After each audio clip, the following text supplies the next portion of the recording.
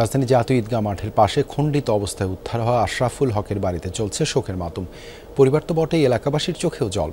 ঘটনা সংশ্লিষ্ট একটি ফোনের রেকর্ড এসেছে যমুনা টেলিভিশনের হাতে, যেখানে শোনা যায় তার সাথে যাওয়া বন্ধু জরেজ মিয়ার অসংলগ্ন কথাবার্তা।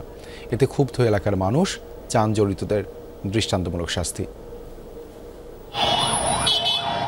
বৃহস্পতিবার সন্ধ্যায় রাজধানীর জাতীয় ঈদগাহ মাঠের পাশের সড়কে দুটি নীল রঙের বাক্স থেকে এক ব্যক্তির খণ্ডিত মরদেহ উদ্ধার করে পুলিশ। প্রযুক্তির সহযোগিতায় মেলে পরিচয়।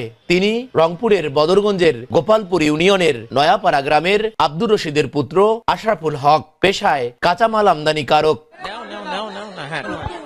স্বজনরা জানান, মঙ্গলবার রাত ৯টায় বন্ধু পাশের গ্রামের জরেজকে নিয়ে ঢাকা যান আশরাফুল। এরপরই তার ফোন বন্ধ। অনেক চেষ্টা করেও তার সাথে যোগাযোগ করতে না পেরে জরেজের সাথে যোগাযোগ করে নিহতের পরিবার। তখন নিহত আশরাফুলের ফোনটি ছিল জরেজের সাথে।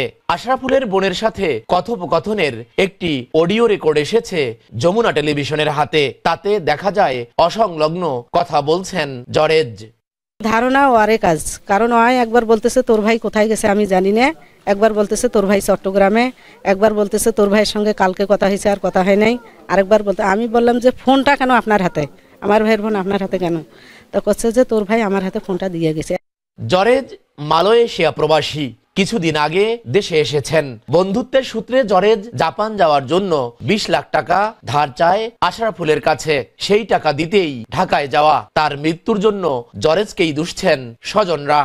খালি মোবাইল বন্ধ, বউ মোবাইল দেয়, মোবাইল বন্ধ। বিষয় তো চাই, কিন্তু জরেজ তো আছে সাথে।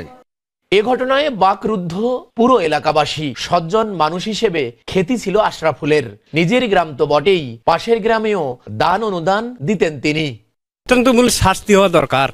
এরকম লোক এই এলাকাত মনে করেন সবারই উপকার করে। শাস্তি যেন হয়, যে উয়ার অন্যায় করছে তার শাস্তি পাওয়া দরকার।